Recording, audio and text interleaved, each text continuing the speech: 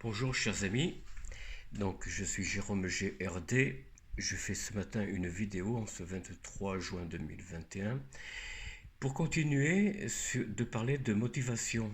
Alors ce sera ma troisième vidéo qui traite de ce sujet. Pourquoi je traite de motivation, d'état d'esprit, de développement personnel? Parce que à tous les niveaux de notre vie, nous devons penser à nous dépasser.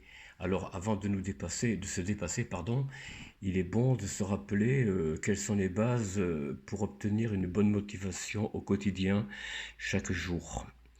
Tout d'abord, d'avoir un esprit clair, un esprit, j'allais dire joyeux, heureux, oui, bien sûr, un esprit ouvert, un esprit positif.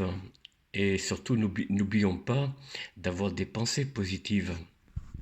Car si vous partez sur une attitude négative, votre motivation sera, disons, bien freinée, voire pratiquement nulle.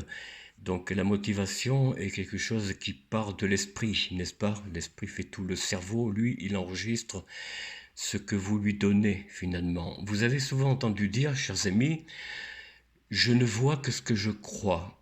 Bon, ça c'est une formule que l'on emploie, qu'on emploie souvent, que pour ma part j'ai beaucoup entendu. Mais le cerveau, lui, il ne voit pas ce qu'il croit, c'est tout le contraire. Il croit ce qu'il voit. C'est-à-dire, je m'explique, il croit ce qu'il voit, ça veut dire quoi? Ça veut dire que le cerveau, lui, il croit ce que vous lui donnez comme aliment, c'est-à-dire comme pensée, comme phrase positive ou négative. Le cerveau croit ce qu'il voit. Tandis que nous, on dit souvent, à travers nos yeux, notre regard dans la vie, je vois que ce que je crois que ce que je vois, pardon. Je crois que ce que je vois. Le cerveau, lui, il voit que ce qu'il croit. C'est tout le contraire. Voilà, je me suis trompé peut-être, hein. J'ai dit le contraire. J'ai dit que le cerveau croit ce qu'il voit. Non. Le cerveau, lui, il voit ce qu'il croit. Voilà, c'est ça, la véritable détermination. Et c'est un déterminant très important. Je dirais qu'il y a une importance capitale quand on veut être combatif, positif, avoir un mindset, un état d'esprit positif, et que l'on veut réussir un projet, que ce soit un projet universitaire, pour les étudiants qui m'écoutent, que ce soit pour un salarié au chômage qui cherche un travail, qui cherche un bon employeur, que ce soit un chef de projet qui veut développer pour son équipe une stratégie qui va marcher, qui va faire prospérer son entreprise, enfin voilà. Donc il y a plein de raisons qui fait que vous devez d'abord développer dans vos pensées, dans dans vos affirmations positive, tout ce que justement est positif.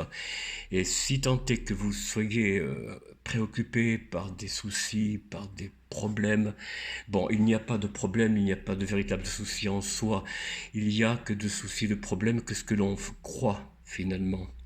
Quand on dit on croit ce qu'on voit, c'est tout à fait ça. Tandis que le cerveau, lui, il voit que ce qu'il croit. Il voit ce que vous lui avez donné à croire. C'est aussi simple que ça. Et donc, il répétera, le subconscient, lui, répétera qu'il croit, qu'il voit que ce qu'il croit. Est-ce que je me fais bien comprendre? Je pense que ça peut paraître un peu difficile à admettre. Pourtant, c'est simple, si vous voulez. Moi, j'ai mis à 70 ans, j'ai 70 ans même passé, et j'ai mis quand même 4 ans pour bien comprendre que un état d'esprit positif, eh bien, ça se travaille tous les jours, ça se travaille le soir, avant d'aller s'endormir, quand on est dans son lit, par exemple. On est allongé, on s'apprête à dormir. Eh bien, avant de s'endormir, pensez à vous répéter des phrases positives pour le lendemain. Si vous êtes étudiant, répétez-vous que cette épreuve qui vous attend de français, de bac, oui, enfin bon, peu importe, quel que soit le diplôme que vous préparez, essayez de penser que vous pouvez réussir. Je ne dis pas que vous allez réussir, attention, j'ai mis une nuance très importante. J'ai pas dit que vous allez réussir, mais vous pouvez réussir. Le pouvoir, c'est ce qui dirige le monde, c'est ce qui dirige chacun de nous. Le pouvoir. Car gouverner, se gouverner, c'est prévoir. Se diriger, c'est prévoir. Donc, dites-vous, je peux le faire. Je peux obtenir mon diplôme, je peux obtenir cet emploi qui m'intéresse, qui m'apportera une bonne rémunération, une bonne, une bonne amitié avec mes collègues de travail, avec mes collègues, voilà, tout simplement. Donc, répétez-vous souvent ce genre de phrase, je peux le faire.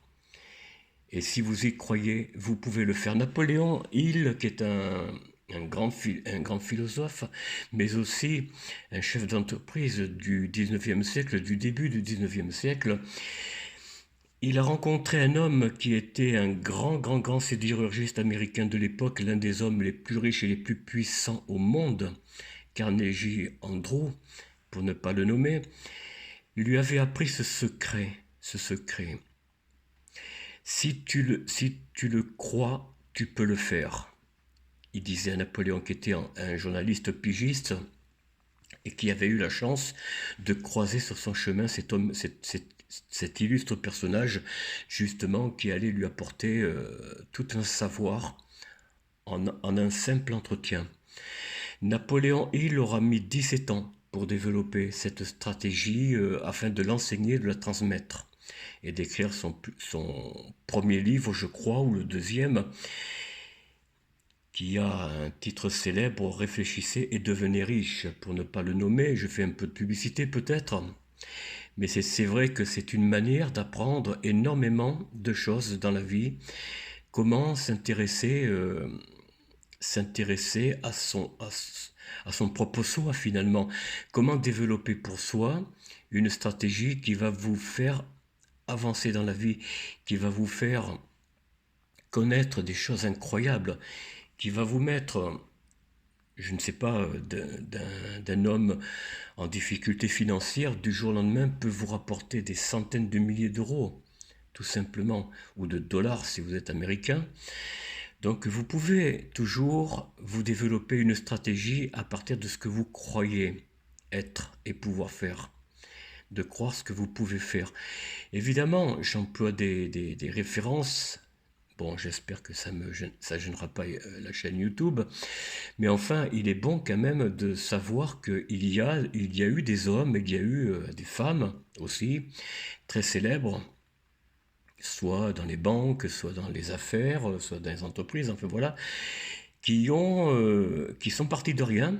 Notamment, justement, Napoléon Hill parle dans son livre d'une femme qui était tout à fait saine de corps et d'esprit, j'allais dire, et du jour au lendemain, elle a un accident qui l'a rendue dans l'incapacité de pouvoir marcher à vie. Toute sa vie durant, elle ne pouvait plus marcher. Mais elle croyait à ce qu'elle pouvait faire de son handicap en développant une meilleure façon de pouvoir rouler en chaise roulante. Et je vous donne qu'un exemple. Eh bien, elle a créé une usine, je crois, de fabrication de chaises roulantes pour pouvoir aider les personnes à pouvoir se mobiliser, enfin se déplacer plus facilement. Et elle est devenue du jour au lendemain quelqu'un de très célèbre. Il y a des personnes comme ça au XXe siècle et même aujourd'hui, au XXIe siècle, aujourd'hui, malgré la crise sanitaire, le Covid, il y a des opportunités que l'on peut, que vous devez chercher, que vous devez trouver parce que on peut le faire. Nous pouvons tous, chacun à notre niveau, on peut faire quelque chose pour pouvoir vivre mieux de ces revenus du moment que nous possédons et d'avoir un état d'esprit euh, parfaitement développé, j'allais dire, et entreprenant. Voilà, j'arrête là cette vidéo. Si elle vous a plu, n'oubliez pas d'activer la clochette pour pouvoir recevoir les prochaines vidéos qui vont sortir prochainement. Mettez un pouce bleu si vous le souhaitez. Et puis abonnez-vous à la chaîne. Hein. Puis je vous dis à très bientôt. Portez-vous bien. Au revoir.